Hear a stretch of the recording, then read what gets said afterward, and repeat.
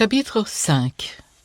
En effet, tout souverain sacrificateur, pris du milieu des hommes, est établi pour les hommes dans le service de Dieu, afin de présenter des offrandes et des sacrifices pour les péchés. Il peut avoir de la compréhension pour les ignorants et les égarés, puisque la faiblesse est aussi son partage. Et c'est à cause de cette faiblesse qu'il doit offrir des sacrifices pour ses propres péchés, comme pour ceux du peuple. Nul ne s'attribue cette dignité s'il n'est pas appelé de Dieu, comme le fut Aaron. Et Christ ne s'est pas non plus attribué la gloire de devenir souverain sacrificateur, mais il la tient de celui qui lui a dit « Tu es mon fils, je t'ai engendré aujourd'hui ». Comme il dit encore ailleurs, « Tu es sacrificateur pour toujours, selon l'ordre de Melchisédek ».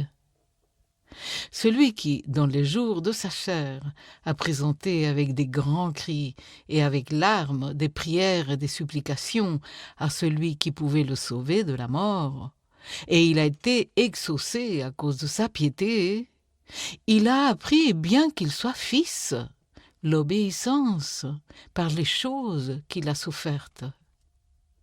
Après avoir été élevé à la perfection, il est devenu pour tous ceux qui lui obéissent l'auteur d'un salut éternel.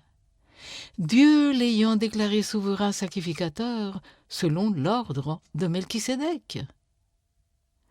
Nous avons beaucoup à dire là-dessus et des choses difficiles à expliquer parce que vous êtes devenus lents à comprendre. Vous, en effet, qui depuis longtemps devriez être des maîtres, vous avez encore besoin qu'on vous enseigne les principes élémentaires des oracles de Dieu.